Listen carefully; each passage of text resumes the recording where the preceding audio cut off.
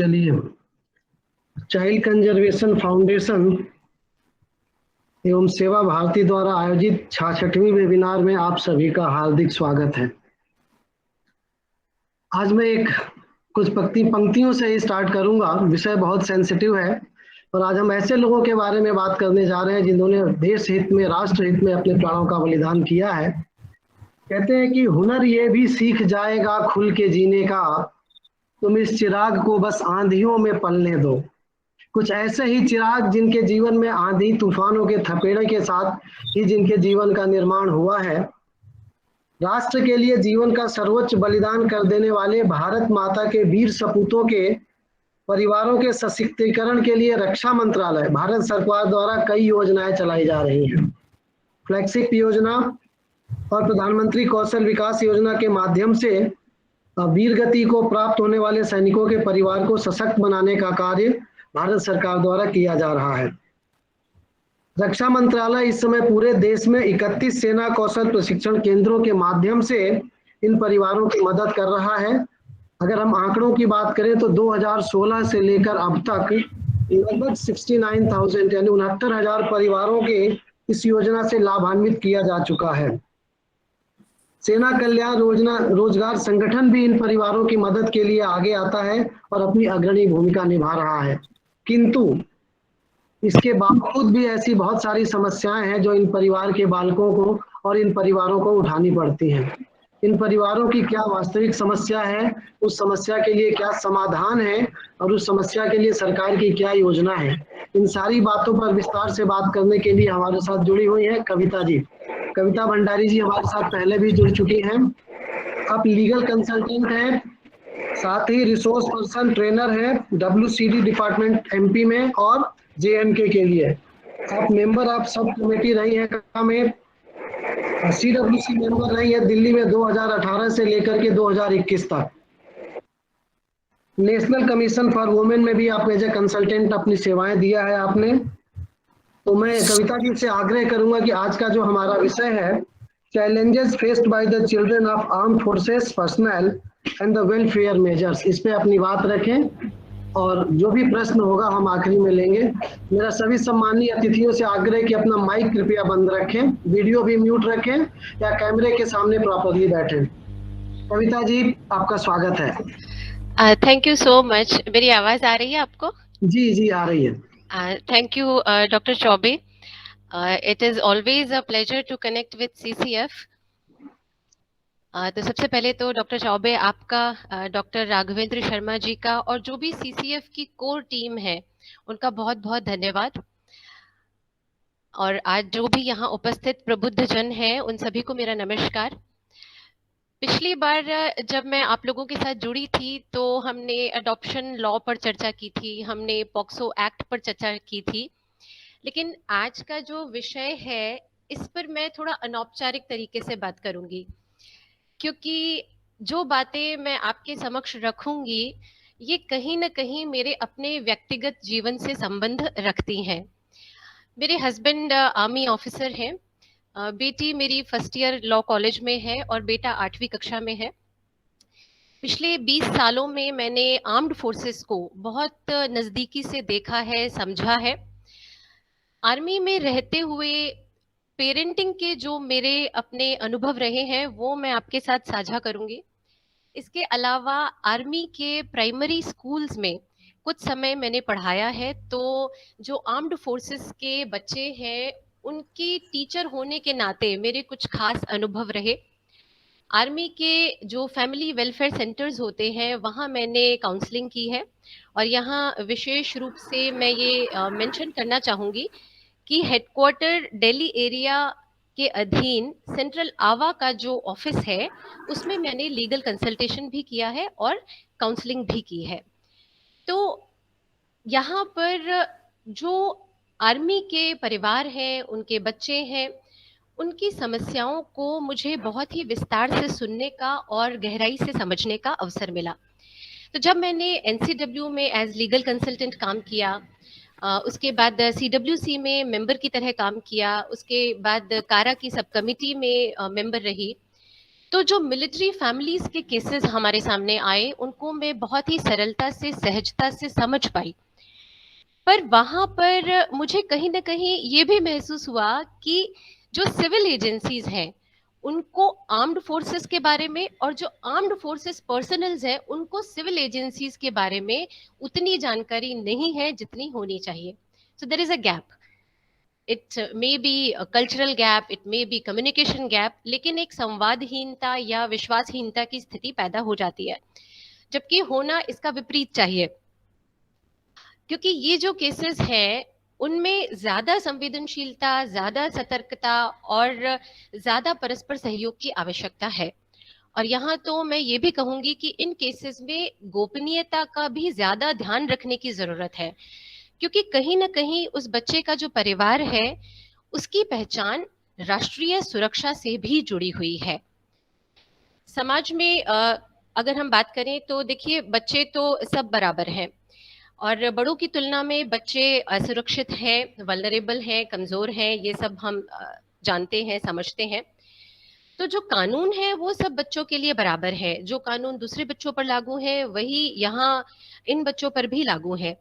लेकिन हो सकता है कि किसी मिलिट्री फैमिली से आने वाले बच्चे को थोड़ी ज्यादा अतिरिक्त सहायता की, मदद की जरूरत पड़े, क्योंकि जो सेना में व्यक्ति काम कर रहा है वो, उसका परिवार और उसके बच्चे बड़े ही भिन्न तरह की और बाधित परिस्थितियों में जीवन यापन करते हैं।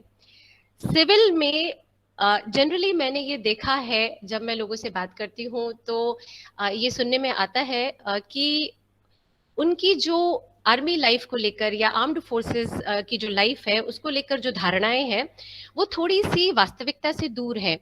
मैं कहूँगी ये मिथ्या धारणाएं हैं। इसमें जैसे मैंने जनरली लोगों को ये कहते हुए सुना है कि आर्मी कैंटोनमेंट में तो बहुत सुख साधन सुविधा है, तो वहाँ उन परिवारों को क्या तकलीफ होती होगी। पर यहाँ मैं आपको बताना चाहूंगी कि ये जो साधन सुविधाएं हैं ये कुछ बड़े स्टेशंस में ही उपलब्ध होती हैं, जरूरी नहीं है कि ये हर जगह उपलब्ध हो।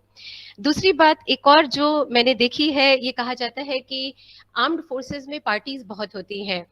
तो यहाँ पे भी मैं ये बताना चाहूंगी कि इस तरह की जो पार्टीज हैं वो जनरली ऑफिशियल ओकेजन्स होते हैं और वो ऑफिशियल प्रोटोकॉल्स के साथ होती हैं। तो उसका दिन प्रतिदिन का जो हमारी दिनचर्या है उससे कोई लेना देना नहीं होता। तीसरी जो एक मिथ्या धारणा है वो ये कि आर्म्ड फोर्सेस में जो परिवार है वो स्वाभाविक रूप से बहुत ही निडर और साहसी है, तो उनको तो कोई संकट परेशान ही नहीं करता होगा। पर यहाँ पे भी मैं ये कहना चाहूंगी कि देखिए, चाहे परिवार हो आर्मी वालों के, उनके बच्चे हों, ठीक है, साहस और निडरता अपनी जगह है, लेकिन किसी भी तरह की परेशानी अगर आती है तो वो उसी तरीके से परेशान होते हैं जैसे आम जनता होती है। तो यहाँ पर अगर कोई ऐसे बच्चे का केस है जो सिविल एजेंसीज के सामने आता है तो उसको उसी संवेदनशीलता से देखना चाहिए जैसे हम दूसरे बच्चों के केसेस देखते हैं, बल्कि हो सकता है यहाँ पर ज्यादा संवेदनशीलता की जरूरत पड़े। तो यहाँ मैं आपको इस बात से अवगत करवाना चाहूंगी कि आर्म्ड फोर्सेस में भी एक वेलफेयर सिस्टम काम करता है। ये जो कल्याणकारी व्यवस्था है या जो कल्याणकारी योजनाएं चलती हैं, इसके बारे में थोड़ा बहुत सिविल एजेंसीज को जानकारी होनी चाहिए, क्योंकि समयानुसार, आवश्यकता अनुसार इस समानांतर व्यवस्था का लाभ उठाया जा सकता है किसी भी बच्चे के केस में। तो यहाँ जब हम आर्म्ड फोर्सेस की बात करते हैं, तीन सेनाएं आती हैं हमारी, आर्मी, नेवी, एयरफोर्स, थल सेना, जल सेना, वायु सेना। तो सेना में जो कल्याणकारी गतिविधियां चलती हैं उनको सुचारू रूप से संचालित करने के लिए, उनकी निगरानी करने के लिए कुछ एनजीओज भी काम करती हैं। आर्मी में इसे कहते हैं आर्मी वाइव्स वेलफेयर एसोसिएशन, आवा। इसी तरीके से नेवी में है नेवी वाइव्स वेलफेयर एसोसिएशन, और एयरफोर्स में है air force wives welfare association. Army में जैसे बहुत छोटे बच्चों के लिए जो प्ले स्कूल चलाए जाते हैं, या जो डिसेबल्ड बच्चे हैं, जो स्पेशल बच्चे हैं, उनके लिए आशा स्कूल्स चलाए जाते हैं, या महिलाओं और बच्चों के लिए शैक्षणिक, धार्मिक, सांस्कृतिक जो अवसर है, उन पर विशेष आयोजन किए जाते हैं या रचनात्मक प्रतियोगिताओं का आयोजन किया जाता है। तो ये सब गतिविधियां आवा के तहत आती हैं। जो आर्मी पब्लिक स्कूल्स हैं या आर्मी के अपने हायर स्टडीज के लिए प्रोफेशनल कॉलेजेस हैं, वो आर्मी वेलफेयर एजुकेशन सोसाइटी के तत्वावधान में चलते हैं। और जो मिलिट्री स्कूल्स हैं या आरआईएमसी है या सैनिक स्कूल्स हैं, ये मिनिस्ट्री ऑफ डिफेंस के अंडर आते हैं। लेकिन जो आर्मी वाइज वेलफेयर एसोसिएशन है, उसके तहत जो गतिविधियां चलती हैं, उनमें खास करके महिलाओं और बच्चों का जो पर्सनालिटी डेवलपमेंट है, उनके लिए कई तरह के कोर्सेज यहाँ पर चलाए जाते हैं। जैसे कि वोकेशनल ट्रेनिंग सेंटर्स होते हैं, उनमें कैंडल मेकिंग कोर्स है या ब्यूटी पार्लर का कोर्स है या स्पोकन इंग्लिश का कोर्स है, कंप्यूटर का कोर्स है। इसके अलावा ब्लॉक प्रिंटिंग है, मेहंदी या रंगोली बनाने के लिए कोर्सेज चलाए जाते हैं, ताकि इनको आगे चल करके स्वावलंबी बनाया जा सके।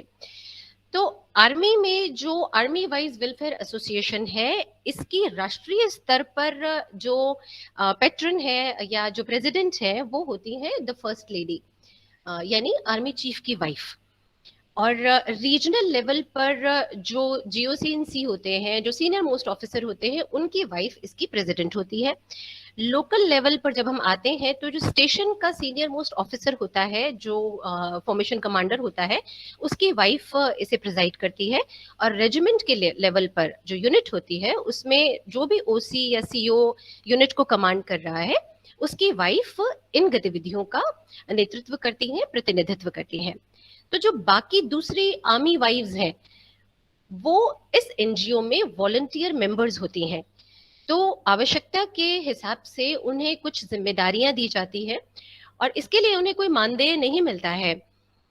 ये एक पूरी तरीके से वॉलंटियर तरीके से चलने वाली व्यवस्था है, लेकिन जो कामकाज है वो सेना की मूलभूत आधारभूत संरचना पर ही निर्भर करता है। तो ये जो सिस्टम आर्मी में काम करता है, इसी तरह की प्रणाली नेवी और एयरफोर्स में भी है। अब इस बात पर अपना ध्यान केंद्रित करते हैं कि इस तरह की व्यवस्था की आवश्यकता क्या है।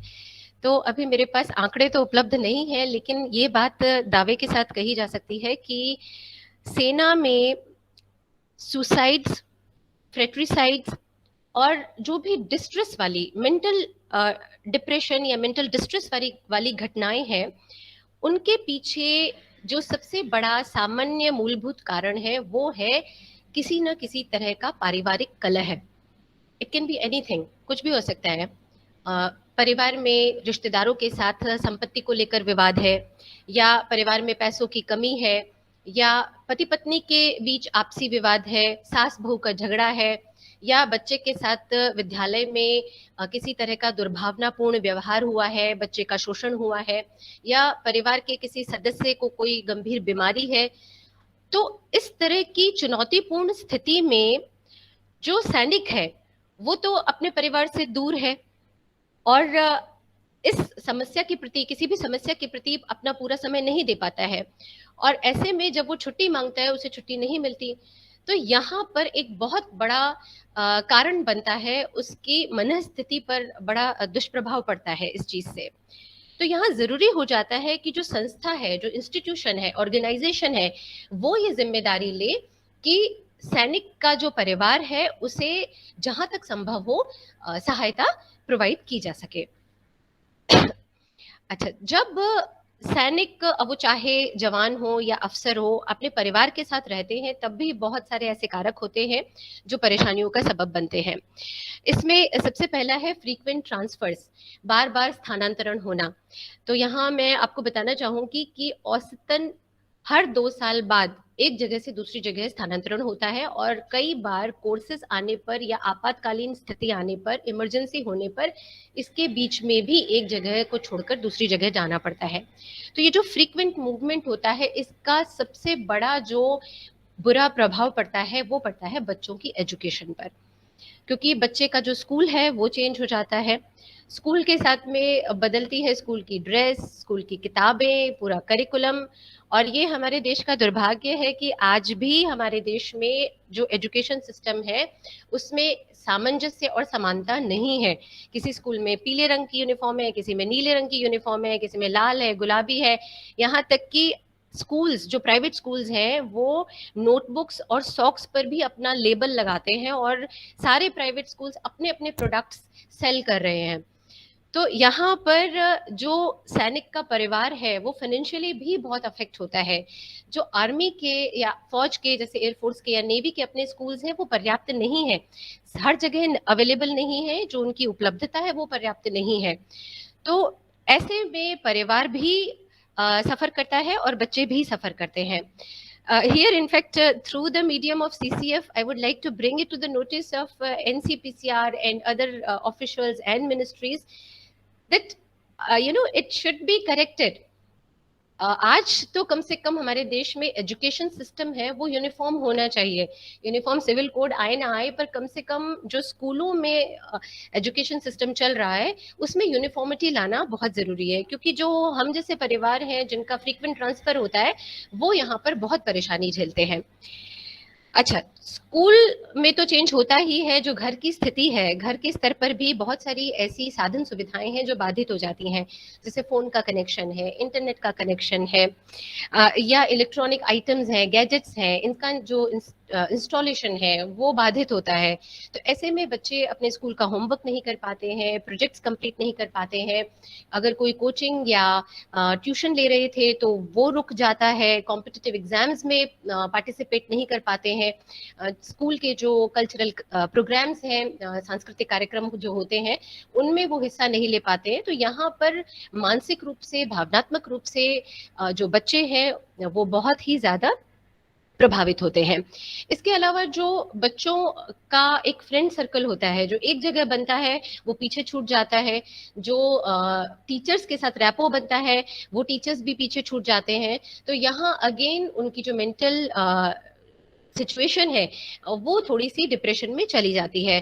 और यहाँ मैं आपको ये बात बिल्कुल बताना चाहूंगी कि आज की डेट पर जितने भी फौजी स्कूल्स हैं या फौजी हॉस्पिटल्स हैं, वहाँ बच्चों की काउंसलिंग, जो परामर्श का काम होता है, उसकी जो रिक्वायरमेंट है वो दिन प्रतिदिन बढ़ती जा रही है। क्योंकि जैसे ही पोस्टिंग आती है, बच्चों में साइकोसोमेटिक डिसऑर्डर्स जो होते हैं, जैसे कि घबराहट से पेट खराब होना है, वॉमिटिंग होना, चक्कर आना, ये सब जो समस्याएं हैं ये बहुत ज्यादा बढ़ जाती हैं। तो मन का जो प्रभाव है वो तो शरीर पर पड़ता ही है। मौसम जो बदलता है जगह बदलने से, उससे भी समायोजित करने में बच्चे को बहुत समय लग जाता है। और फौज में तो जो पोस्टिंग्स आती हैं वो ऐसे स्थानों पर आती हैं जहाँ का मौसम हमेशा चरम पर होता है। आप जैसलमेर में अगर गए हैं तो वहाँ पर भयंकर गर्मी है। अगर आप शिलोंग में है या आप रजौरी में है तो वहाँ, या लेह लद्दाख में है तो वहाँ पर कड़ाके की ठंड है।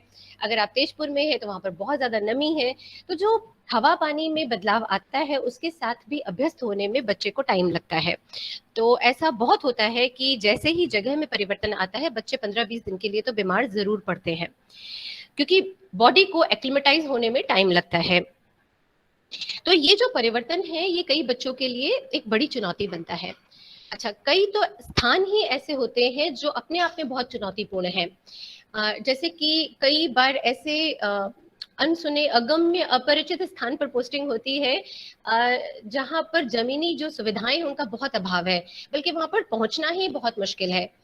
मुझे याद है जब जम्मू से रजौरी के लिए कॉन्वॉय चलता था या गुवाहाटी से तेजपुर के लिए कॉन्वॉय चलता था, तो हम ट्रांजिट कैंप से वहां से निकलते थे, और वो करीब 40-50 गाड़ियां एक साथ चलती हैं और बहुत ही धीमी गति से चलती हैं।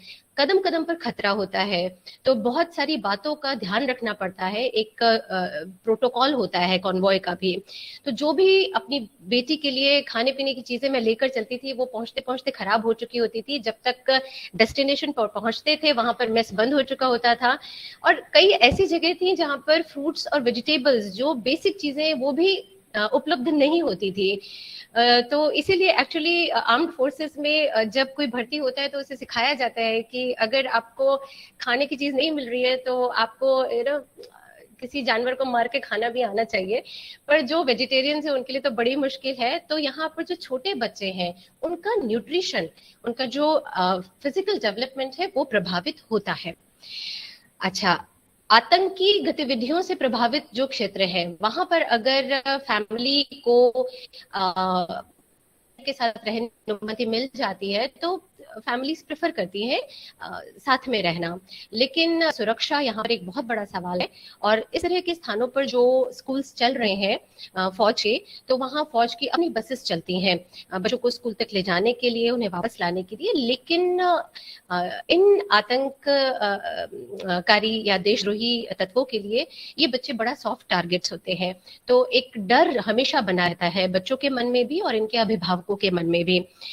तो ये कुछ ऐसी समस्याएं हैं जिनकी वजह से इन बच्चों का परिसर से, अपने फौजी परिसर से बाहर आना जाना बहुत नियंत्रित कर दिया जाता है, उसे रोक दिया जाता है।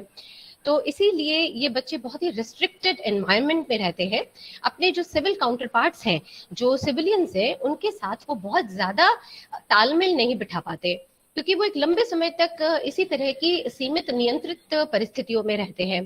तो जब सिविल काउंटर पार्ट से इंटरेक्ट करना पड़ता है तो उन्हें कहीं ना कहीं हेजिटेशन होता है, संकोच होता है। इसके अलावा एक और चीज जो आजकल हम लोग फेस कर रहे हैं वो है ऑनलाइन सिक्योरिटी की।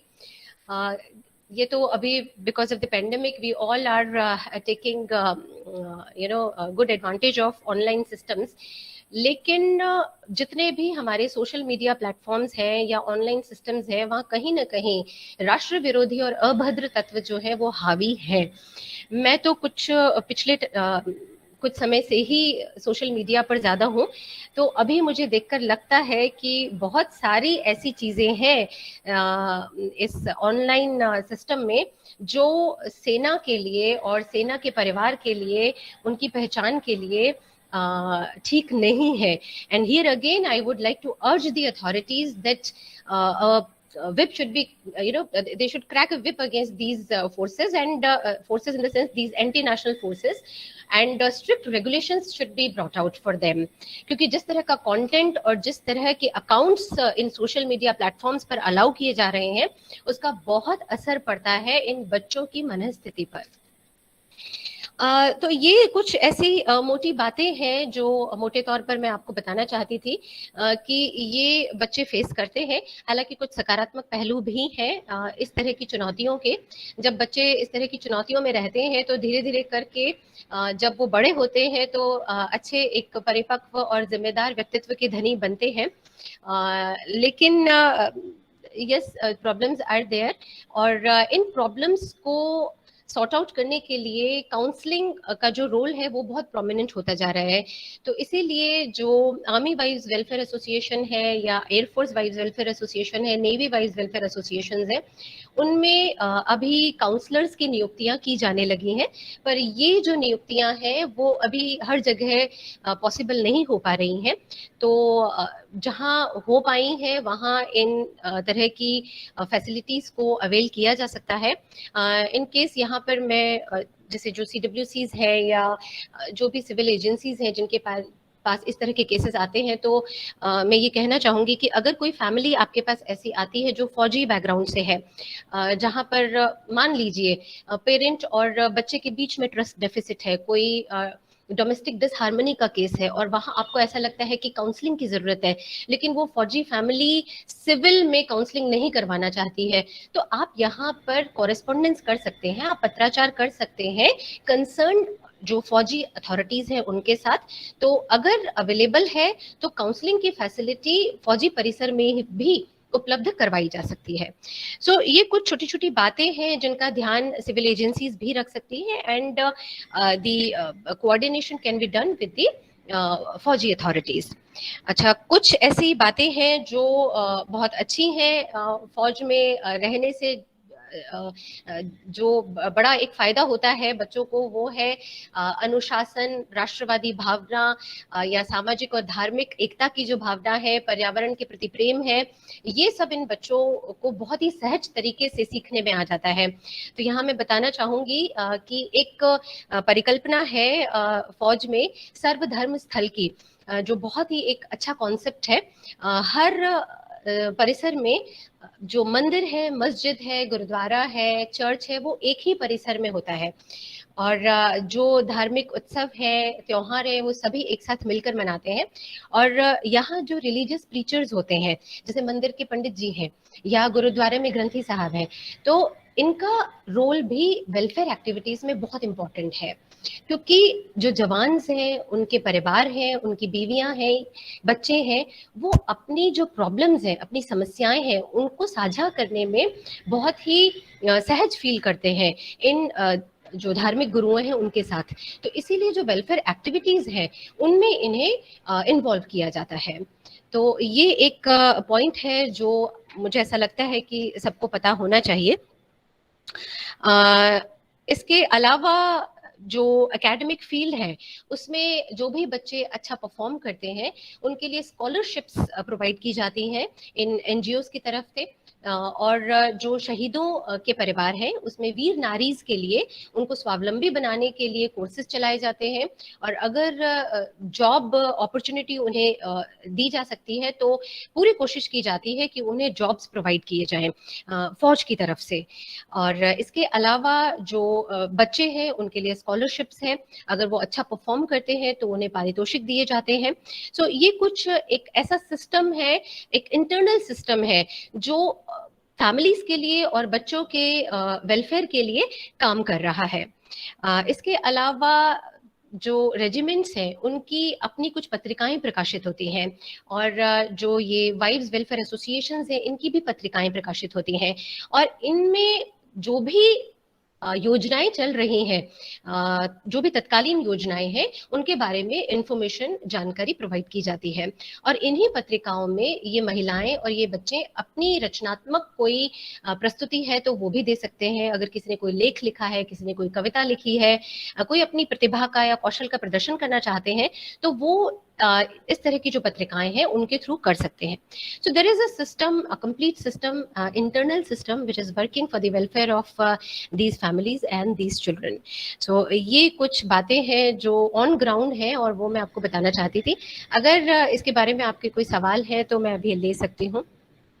मैडम, हमारे साथ विनायक सर जुड़े हुए हैं, ब्रिगेडियर विनायक। तो मैं चाहूंगा, सर का काफी अनुभव है फौज को लेकर के, आप भी अपनी बात इस टॉपिक पे रखें, उसके बाद हम क्वेश्चन आंसर लेंगे। अब Vinayak sir, over to you. Vinayak sir ji. Sir आपका आवाज म्यूट है, माइक चालू कर लें। जी sir. Thank you very much Kripa Shankar जी। मैं सबसे पहले मैंने कविता जी को सुना और मैं इनको मतलब बहुत ही मतलब आई congratulate her and appreciate her for बहुत ही अच्छे तरीके से, सरल तरीके से इन्होंने जो आर्म्ड फोर्सेस में वेलफेयर के जो पॉइंट्स है इसको आप आम जनता के सामने इस माध्यम से इन्होंने पेश किया है। I am very very very thankful कि आपने बहुत ही सही और सरल तरीके से मतलब आपने जो वेलफेयर सिस्टम जो आर्मी की है उसको आपने पेश किया है। और जो भी इन्होंने पॉइंट्स दिया है ये बहुत ही अच्छी तरीके से और प्रैक्टिकल पॉइंट्स है। लेकिन क्योंकि मैं 36 साल से ऊपर फौज में रहा हूँ और मैं एक फौजी मतलब सेकंड जनरेशन हूँ, मेरे फादर भी फौज में थे। और मैं जैसे आप बच्चों की बोल रहे हैं वैसे भी हम मतलब अलग अलग स्कूल, अलग अलग जगह, एक जगह से, लेकिन जब हम पढ़ते थे तब परिस्थिति कुछ और थी।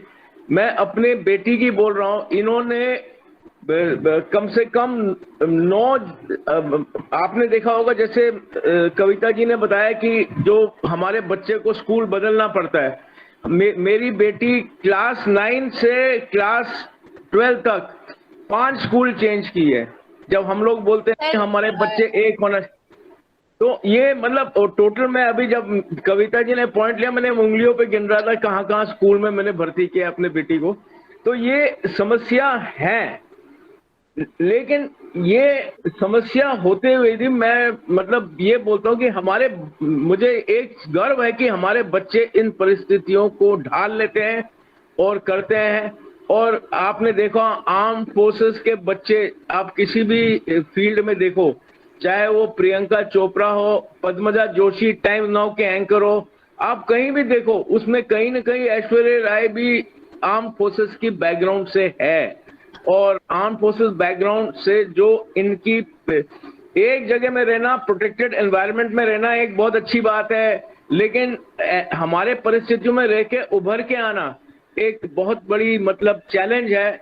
और जो इस चैलेंज को फेस करके ओवरकम करता है तो उनके लिए तो बहुत ही अच्छा मतलब ये तो मैं ये जो बातें हैं, जैसे जनरली जैसे एक चीज जो मैं कल कृपाशंकर जी से हम बातें कर रहे थे, हम लोग हर समय जो बात करते हैं शहीदों की जो बैटल कैजुअलिटी है, जहां तक, और बैटल कैजुअलिटी में थोड़ी सी मीडिया के वजह से क्या है, इसमें टीआरपी मिलती है, लोगों के जो हमारी भावनाएं उनके साथ चलती है, और उसी समय के लिए और कुछ समय के लिए हम उनको जो मीडिया ने उछाल देती है, जो मीडिया पकड़ लेती है, वो लोग केसेस सामने आते हैं, लोगों को मौका मिलता है कैमरा फोकस लाने में, कैमरा के फोकस में आने के लिए। तो ये मैं जनता से मेरी एक पर्सनल मतलब ये है कि हर सैनिक जो फौज में है, जब मैं फौज बोलता हूं आर्मी, नेवी, एयरफोर्स, इसके अलावा मैं जो सेंट्रल आर्म फोर्सेस को वो चीज नहीं झेलना पड़ता है, क्योंकि हमारे जो जवान हैं वो दुश्मन का गोली झेलते हैं, और अगर गोली आती है तो आखिरी सांस तक लड़ते हैं, वो आखिरी सांस तक लड़ते हैं। मैं बोल रहा हूं क्योंकि जो परमवीर चक्र जैसे विक्रम बत्रा आपने अब सुना होगा कारगिल के बाद, लेकिन उससे पहले मेजर शैतान सिंह, अब्दुल हमीद, निर्मलजीत सिंह सैकों, कई हैं परमवीर चक्र जिन्होंने दुश्मन में घुस के दुश्मन को मारा है। और मतलब दुश्मन को मुठभेड़ में मार के आगे आना एक अलग चीज होता है, ये सब लोग नहीं कर सकते, कुछ लोग कर सकते हैं। और जितने भी जो ये गैलेंट्री अवार्ड विनर्स हैं, अगर आप इनके जीवन पे जाओ तो ये मतलब बचपन से लेके ये कुछ अलग ही है, इनके माँ बाप भी बोलते हैं कि ये कुछ हट के थे। तो ये जो मतलब मेरा बोलने का मतलब ये है कि जो आर्म फोर्सेस में जो बैटल में कैजुअलिटीज होते हैं उनके लिए पहले नहीं था। जब 1962 वॉर था तो हमारे वीर नारियों को पेंशन भी नहीं था, क्योंकि कोई साधन ही नहीं था, क्योंकि हम लोग लकीर के फकीर होते हैं, ब्यूरोक्रेट्स को ऑर्डर चाहिए, लेकिन हमारे जवान को ऑर्डर नहीं चाहिए, इशारा चाहिए, वो दुश्मन से लड़ लेता है, वो पीछे से कोई लेटर मेरे को आप साइंड कॉपी दो नहीं बोलता है।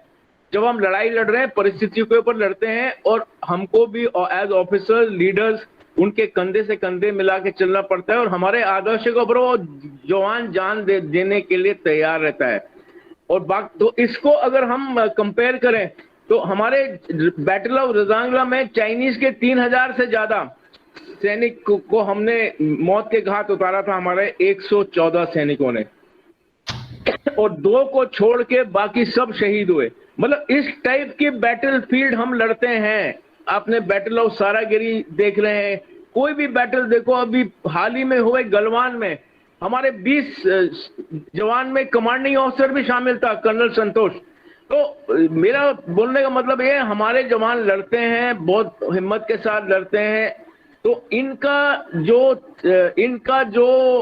इनको आप आम मतलब जो ड्यूटी से मत मिलाइए, ये अलग है। और 1971 में जब 71 की लड़ाई में, 65 की लड़ाई में लोग शहीद हुए, और उसके बाद 1971 का जो अभी स्वर्ण जयंती मनाने जा रहे हैं, तो ये इसमें जो जब हमारे कैजुअलिटीज बढ़े तो तब गवर्नमेंट को रियलाइज आया कि हमें ये जो शहीद होते हैं लड़ाई में, इनके फैमिलीज को, तब जाके हमारे लिबरलाइज फैमिली पेंशन हुआ।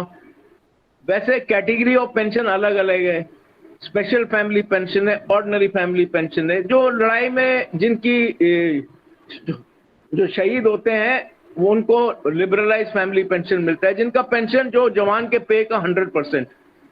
और वैसे अलग अलग कैटेगरी में उसमें नहीं जाऊंगा। तो ये सब सिस्टम 72 से शुरू हुआ, लेकिन 72 से 62 के जो पहले वाले जो 48 में मरे आजादी के बाद जो पहले आए थे उनको तो बिना पेंशन के भी नारी, चलो अभी जो है ये पेंशन सिस्टम काफी मतलब अपने जगह पे है।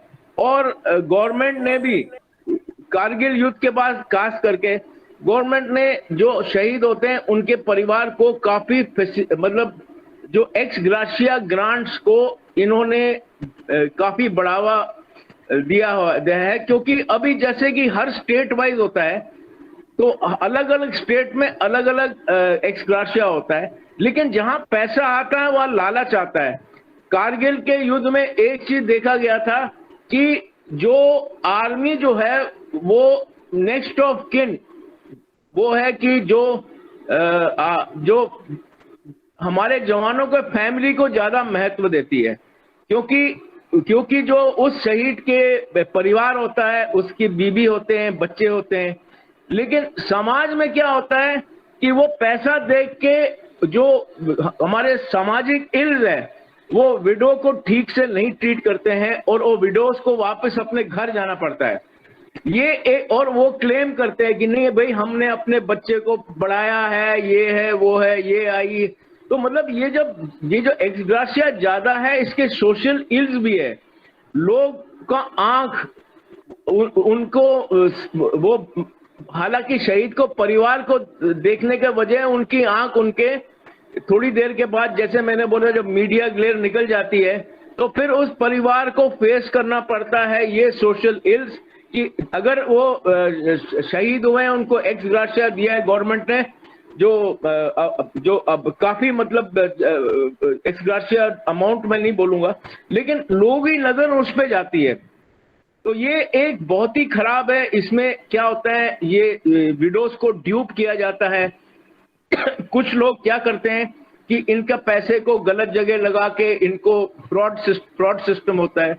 तो ये हमारी जो सोशल इल है ये कोई ना गवर्नमेंट कर सकता है ना। मैं आपको एक एग्जांपल दे रहा हूं कि आप अगर भिंड में जाओ या कहीं भी जाओ जहां पे 1962 की विडोज जो 80 साल के ऊपर होंगी अभी, नौ इनको लिबरलाइज फैमिली पेंशन मिल रहा है। अभी गवर्नमेंट ने इनके लिए मेडिकल स्कीम दिया हुआ है, लेकिन जो पहले 96 से जो 2003 से पहले थे उनको स्कीम ज्वाइन करना था कॉन्ट्रीब्यूटरी का, और जो 96 से पहले जो रिटायर हुए हैं उनको बिना किसी शुल्क वो ज्वाइन हो सकते हैं। और जब ज्वाइन हो गए तो एक फिक्स्ड मेडिकल अलाउंस जो मिलता है उसको आपने मतलब अगर आप मेडिकल स्कीम ले रहे हो तो आपको फिक्स मेडिकल अलाउंस जो पहले कम था अभी 1000 रुपए, उसको मतलब फोरफीट करना पड़ता है ना। उनके परिवार लोग वो 1000 रुपए को फोरफीट करने के जगह वो क्या है उसको वो मेंबर नहीं बनते हैं। अभी जब ओल्ड लेडी 3 केसेस स्पेसिफिक में देखा है, जब उसको एडमिट हो गई, हॉस्पिटल का खर्चा बढ़ गया तो फोन करते हैं सर मेरे को ट्रीटमेंट नहीं हो रहा है, ये नहीं हो रहा है। उनको भी मदद किया है। मतलब कम से कम जो आर्मी में एक आर्म फोर्सेस में एक बहुत अच्छी बात है कि अगर हम किसी की समस्या लेते हैं तो वो उसमें कार्रवाई करते हैं। तो उन्होंने उनको उसी समय 12 घंटे के अंदर मेंबरशिप बना के एडमिट किया हुआ है। लेकिन ये जो चीजें हैं जो सोसाइटी वाला है, एक तो परिवार, सोसाइटी शुरू होता है पहले अपने घर से।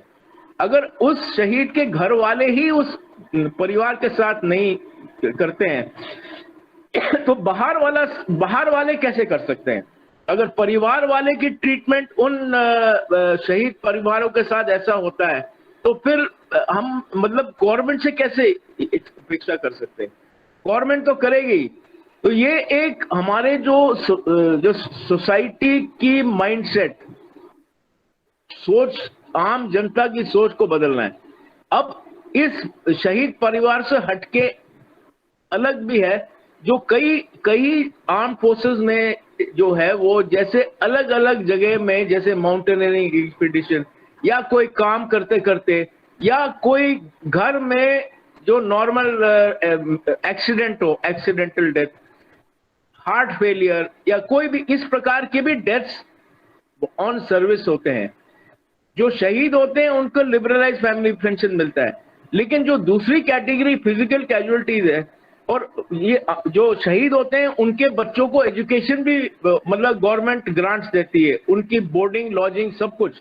लेकिन ये जो फिजिकल कैजुअलिटीज है इनकी पेंशन भी कम होती है। अगर एट्रीब्यूटेबल टू मिलिट्री सर्विस हो तो उसकी स्पेशल फैमिली पेंशन होती है।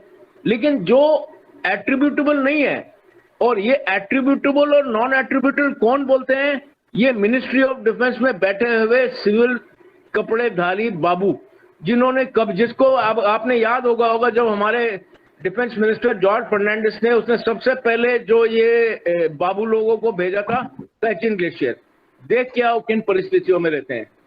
ऐसे बाबूजी जिनको नहीं है, उनका काम ही कलम चलाना है, वो सबसे बड़े दुश्मन है हमारे फौज के।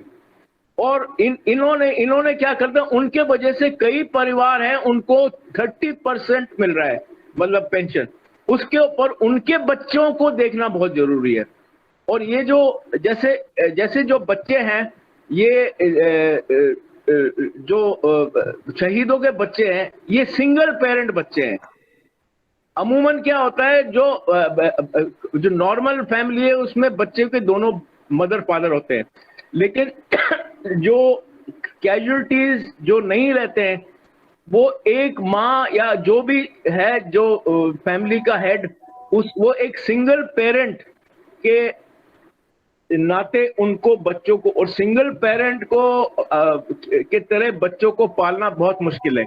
मैं एग्जांपल देता हूं, जैसे कि कई जो वीर नारियों ने मतलब हिम्मत करके आर्मी ज्वाइन किया है। आर्मी वीर नारियों को वैकेंसी देता है ऑफिसर बनने के लिए, एक वैकेंसी रिजर्व होता है।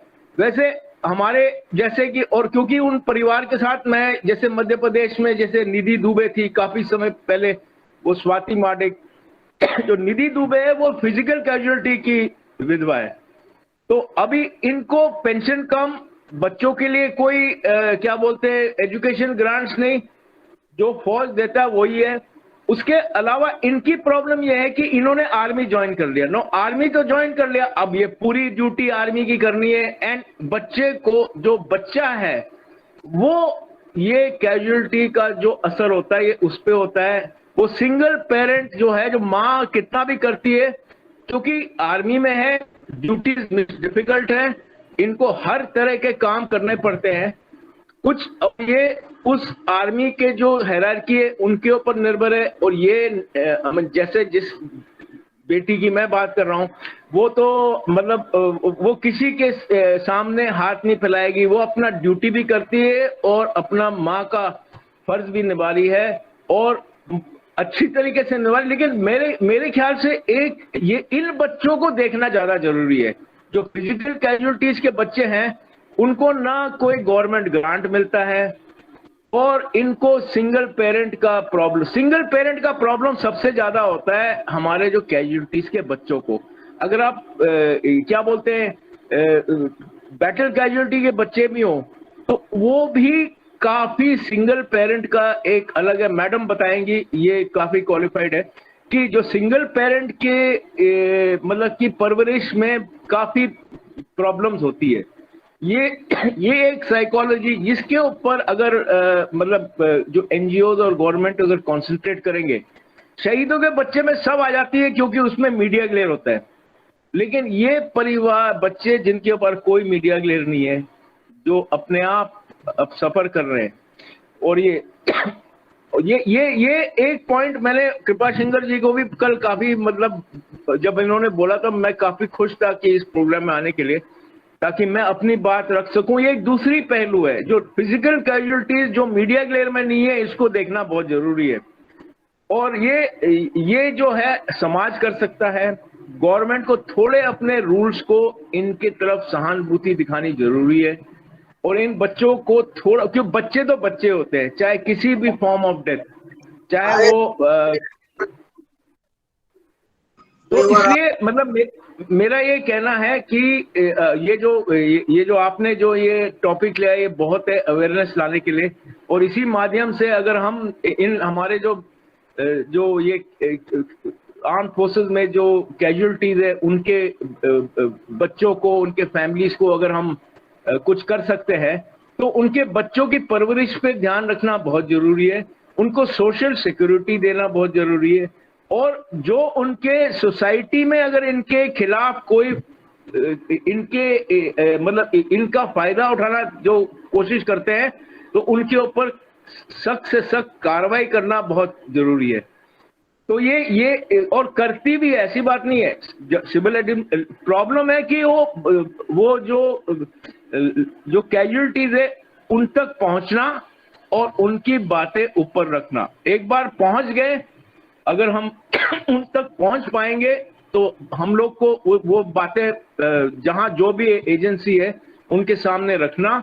और जो मैंने एक चीज, मेरा एक्सपीरियंस है कि अगर आप किसी की प्रॉब्लम रखो, उसको लोग हल करते हैं, खास करके आर्म फोर्सेस। कोई भी केसेस, एक लेडी थी, उसको पेंशन नहीं मिल रहा था 1962 चाइनीज वॉर की, जैसे सिस्टम में वो कंप्लेंट गया तो उसको जो भी 11 लाख का जो था वो एरियर मिल गया। आर्म फोर्सेस मदद करने में जो भी अगर एजेंसी, अगर हम जैसे हम बताएंगे, खास करके वीर नारियों और उनके बच्चों के लिए बहुत ही मतलब आगे होके अपने मतलब इनिशिएटिव पे काम करती है। तो मेरा इतना ही कहना है, और मैं कृपा शंकर जी को बहुत धन्यवाद देता हूं कि इन्होंने मुझे मतलब इस प्लेटफॉर्म पे आने का मौका दिया। Thank you Kavita ji. Thank you sir, thank you. अभी हम क्वेश्चन आंसर्स लेंगे। एक बात तो डॉक्टर चौबे मैं थोड़ा सा ऐड करना चाहूंगी, sorry I am interrupting you, पर जो ब्रिगेडियर विनायक ने कुछ पॉइंट्स उठाए हैं, बहुत ही अहम मुद्दे हैं ये। इन्होंने एक सोशल माइंडसेट की बात की, तो यहाँ पे बिल्कुल मैं इनसे सहमत हूँ, क्योंकि ऐसे बहुत लेडीज के साथ मेरी बात हुई है जब मैं काउंसलिंग करती थी। उनको अपने परिवार की तरफ से ज्यादा प्रताड़ित किया जाता है, खास करके जब हस्बैंड फील्ड पोस्टिंग पर है, तो या तो फैमिली सेपरेट फैमिली अकोमोडेशन लेके रहती है, या फिर ये लोग अपने होम टाउन चले जाते हैं।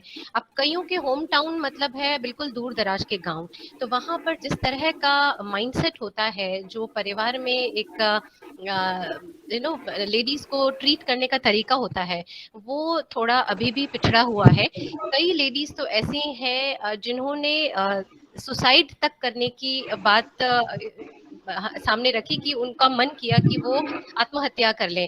क्यों? क्योंकि उनके 2 बेटी हैं, 3 बेटी हैं और बेटा नहीं हो रहा। तो ये जो सोशल एविल्स हैं, ये एक फौजी फैमिली को भी उसी तरीके से परेशान करते हैं जैसे समाज में दूसरे परिवार को, दूसरी महिलाओं और बच्चों को परेशान करते हैं। अगर सेपरेट फैमिली अकोमोडेशन में लेडीज रहती भी हैं, तो वहां पर भी सपोर्ट की बहुत कमी होती है। तो चाहे वो अपने होम टाउन में चले जाएं, चाहे वो सेपरेट फैमिली अकोमोडेशन उन्हें अवेलेबल करवाया जाए, ये जो समय होता है ये बड़ा दुखदाई होता है। तो यहाँ पर जो ये मदर्स है वो बिल्कुल सिंगल पेरेंट की तरह हो जाती हैं। ब्रिगेडियर विनायक ने जो बात कही वो वीर नारीज के बारे में कही, जहाँ पर शहीद हो गया सैनिक और उसके बाद में जो मदर है वो सिंगल पेरेंट बन गई है। लेकिन जब सैनिक फील्ड पर है, जब सीमा पर बॉर्डर पर तैनात है, तो उस समय भी उसकी जो पत्नी है, उसके बच्चे हैं, वो बड़ा ही परेशानी झेलते हैं। ये समय उनके लिए दुखदाई होता है। तो यहाँ पर खास करके जो उनके अपने परिवार है, जो सोसाइटी है, they need to be really supportive to them. अच्छा, एक और बात यहाँ पे मैं ये कहना चाहूंगी कि इवन जो पीस स्टेशंस हैं, जहाँ पर परिवारों को ये अनुमति है कि वो अपने जो फैमिलीज है, बच्चे हैं, वो सैनिक के साथ रह सकें, अब वो चाहे जवान हो या अफसर हो, तो वहां पर भी जो घरों की उपलब्धता है वो बहुत कम है। और उसमें भी क्या होता है, पहले तो आपको एक रूम दे दिया जाता है, उसको आप क्या बोले, टेम्पररी गेस्ट रूम टाइप होता है, वहां आप रहते हो। उसके बाद में एक नॉन स्टेटस अकोमोडेशन मिलता है, वहां आप रहते हो। उसके बाद में कहीं जाकर के आपको एक परमानेंट घर मिलता है, और कई बार तो वो ऐसे समय मिलता है जब तक आपकी दूसरी पोस्टिंग आ जाती है। तो यानी आप एक स्टेशन में रहते हुए भी अपना जो सामान है वो अनपैक नहीं कर सकते हो। तो कई बार ये होता है कि सब कुछ होते हुए भी ये जो बच्चे हैं इन फैमिलीज में, ये तंगी की अवस्था में रहते हैं। तो ये कुछ ऐसे पॉइंट्स हैं जो I think as a society and even the government should consider कि थोड़ी कुछ ऐसी फैसिलिटीज हैं जो प्रोवाइड की जा सकती हैं इन फैमिलीज को, और इनकी जो लाइफ है वो थोड़ी इजी बनाई जा सकती है। जी, please you go ahead now. Thank you madam. In fact इस पे थोड़ा सा मैं भी बात करना चाहूंगा। इसके पहले मैं अनिल जी से आप निवेदन करूंगा कि हमारे वक्ताओं का धन्यवाद ज्ञापित करें, फिर मैं एक बात अपनी रखूंगा, उसके बाद हम क्वेश्चन आंसर सेशन लेंगे। अनिल जी।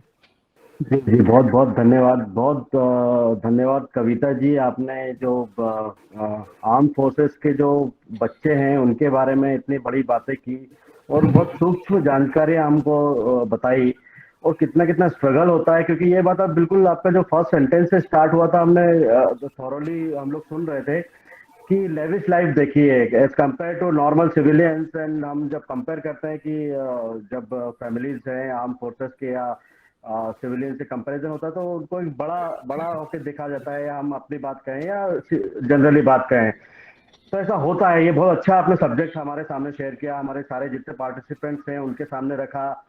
विनायक सर, ब्रिगेडियर विनायक, हम लोग बहुत बहुत थैंक यू आपको कहना चाहेंगे, बहुत धन्यवाद देना चाहेंगे। पूरा चाइल्ड कंजर्वेशन फाउंडेशन आपको दोनों को, जो आप आज हमसे जुड़े और ये बड़ी बड़ी बातें आपने जो हमको बताई है, ये बहुत ज्यादा वाइटल रोल प्ले करती हैं एक बच्चे के जीवन में।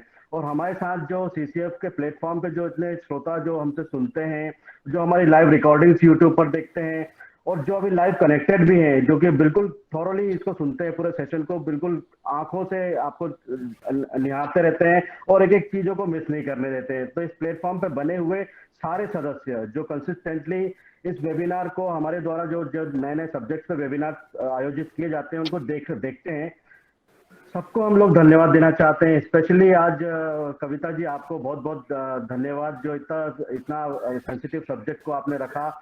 और डॉक्टर कृपा शंकर जी को भी हम लोग पूरी यूनिट की तरफ से हम थैंक यू कहना चाहेंगे, क्योंकि बार बार कृपा शंकर जी सेलेक्ट करते हैं मैटर्स को, कहीं से ढूंढ के लाना कि डिफरेंट कैसा हो, रिपीट तो नहीं हो रहा है, कुछ चीजें ऐसी चीजें ढूंढ कर लाना, सेलेक्ट करना और फिर उसको जाकर आपके सामने रखना। कई बार हम लेट भी हो जाते हैं सब चीज अरेंज करने में, कई चैलेंजेस सीसीएफ के सामने आते हैं।